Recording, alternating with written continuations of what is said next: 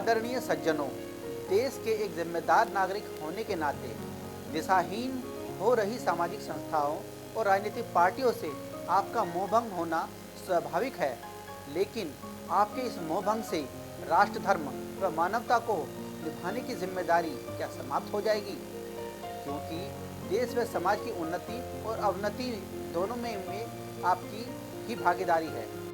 जरा सोचें, हम अपने पूर्वजों की उन्नति के कारनामों पर तो गर्व करते हैं, परंतु हम ऐसा कौन सा कार्य कर रहे हैं जिस पर हमारी भावी पीढ़ियां गर्व करेंगी?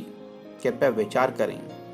आमजन होने के नाते आप कमज़ोर व अकेले नहीं हैं, क्योंकि आपके साथ है इंडियन पीस मिशन और इंटरनेशनल पीस मिशन, जिसका केवल एक ही लक्ष्य है, सर्वम सर्वाय सर्वस्य सर्वे शांति भवतु।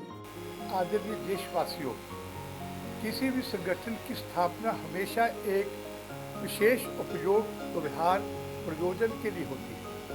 समाज व राष्ट्र हित में उनके कुछ उद्देश्य एवं लक्ष्य होते हैं। हमारे मिशन की स्थापना से पहले हमने लगभग सभी राष्ट्रीय हित संस्थाओं के घोषणा पत्रों का अध्ययन किया।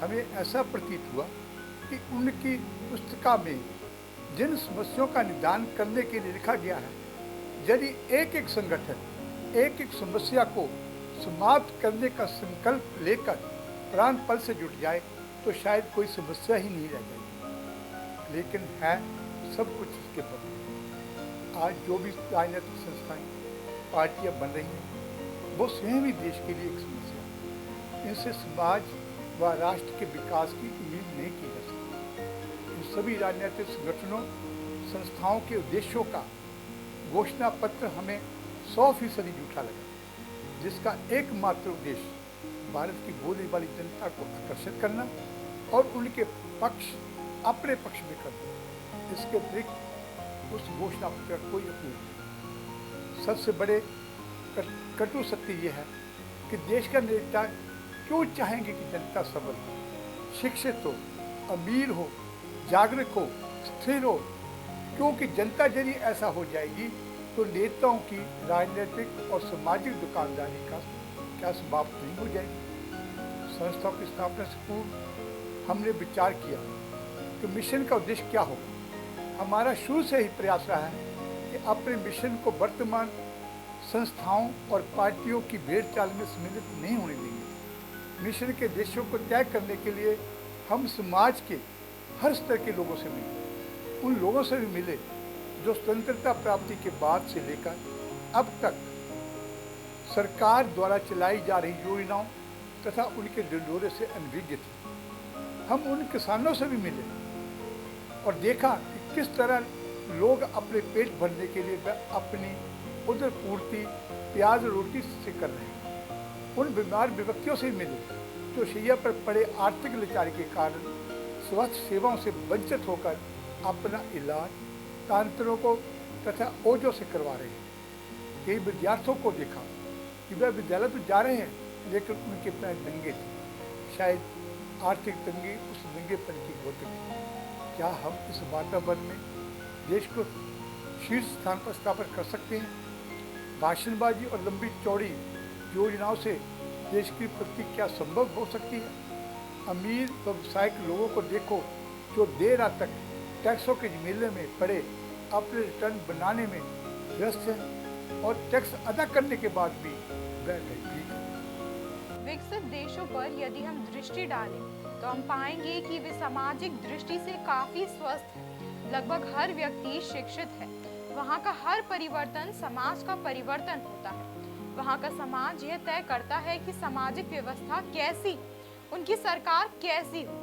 समाज को बुनियादी सुविधाएं देना सरकार का प्राथमिक दायित्व होता है। विश्व के सबसे बड़े लोकतंत्र भारत में सब कुछ उल्टा है। यहाँ व्यवस्थाएं जन्म नहीं लेती बल्कि थोपी जाती हैं।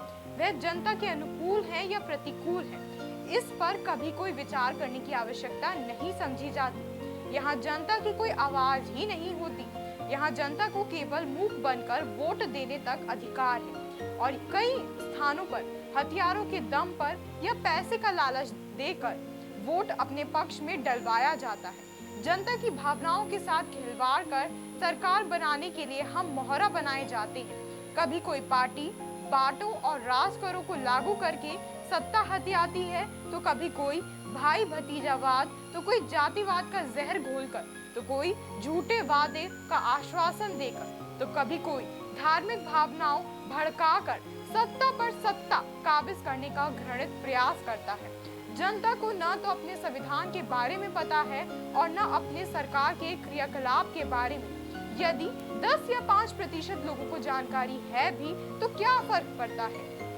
दोस्तों, समाज की इस विशाल खाई और राजनीतिक पार्टियों की समाज व राष्ट्र के प्रति घोर अनिच्छा को ध्यान में रखते हुए हम इस निष्कर्ष पर पहुंचे हैं कि हमारे मिशन का कोई लंबा चौड़ा या लुभावना घोषणा पत्र नहीं होगा। हमारी योजनाएं जनता के हित के मुताबिक बनेगी, जिसमें जनता की पूर्ण भागीदारी सुनिश्चित की जाएगी। अतः मिशन का एक ही लक्ष्य रखा गया है, सर्वम सर्वाय सर्वस्व सर्वो शांति भवतु, अर्थात सभी लोगों के लिए सभी तरह का सभी स्तर पर शांति प्रदान करना। दूसरे शब्दों में कहें तो चिंता रहित जीवन सभी को सभी स्तर पर बिना किसी हानि की, जिसमें सभी समस्याओं का समाधान और प्रश्नों के उत्तर, अर्थात government of all, by the all and for the all. हम ये मानते हैं कि हमारा लक्ष्य लगभग 90% तभी पूरा हो जाएगा जब हम हर व्यक्ति को भोजन, वस्त्र, आवास और सामाजिक सुरक्षा की सुविधा मुहैया कराने में सफल हो जाएंगे।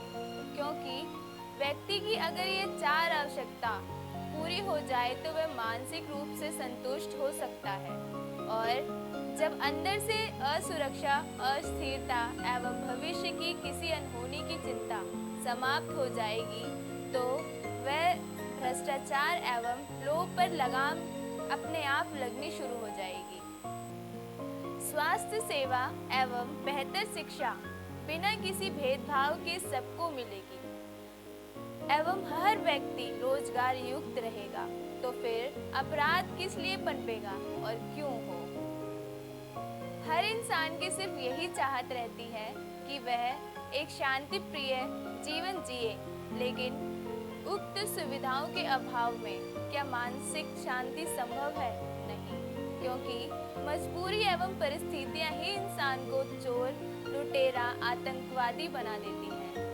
जब एक व्यवस्था के तहत लोगों के पास कोई मजबूरी, कोई लाचारी, कोई परेशानी तथा कोई समस्या नहीं रहेगी, तो हर व्यक्ति अपने से उठकर पड़ोस, पड़ोस से उठकर समाज व समाज से उठकर राष्ट्र, राष्ट्र से उठकर मानवता के बारे में स्वयं सोचना आरंभ करेगा।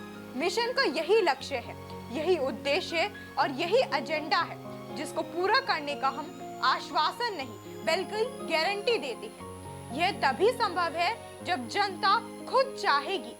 मैं इस वीडियो के माध्यम से उन सभी लोगों को कि वो आगे आए तथा इंडियन पीस मिशन व इंटरनेशनल पीस मिशन के साथ एक ऐसा सामाजिक, नैतिक, स्थायी परिवर्तन करें जो वर्तमान में विभिन्न राजनीतिक पार्टियों जो बंटवार कर रही हैं, समाज को गर्त में और ढकेल रही हैं, युवा पीढ़ी को गुमराह कर रही हैं, उनके जहन में जातिवाद, भाई भतीजावाद का जहर घोलकर समाज को खंडित कर रही हैं, उनको उखाड़ फेंका जा सके। यही समय की मांग है एवं समाज की आवश्यकता है। सच्चे अर्थों में यदि राष्ट्र के लिए कुछ करना चाहते हैं तथा स्वयं अपने परिवार व समाज को सुरक्षित रखना चाहते हैं, तो आइए इंडियन पीस मिशन व इंटरनेशनल पीस मिशन के साथ जुड़िए। अंत में मैं कहना चाहती हूँ, दोस्तों, अपने लिए तो सभी जीते हैं, जो दूसरों के लिए जीते हैं वे धन्य हैं। उनसे ज्यादा वे धन्य हैं जो औरों को जीवन को सार्थक व समाज में प्रगति की दिशा में प्रयत्नशील और संघर्षशील रहकर जीते हैं। मिशन के सदस्यों का आप सभी से अनुरोध है कि आप प्रगतिशील, प्रयत्नशील, संघर्षशील और आज की पीढ़ी को प्रेरणाशील बने और बनाएं, और नैतिक संसाधनों द्वारा स्वार्थ, परिवार, पुरुषार्थ, समाजार्थ और परमार्थ रूपी जिम्मेदारी के पूर्ण करें।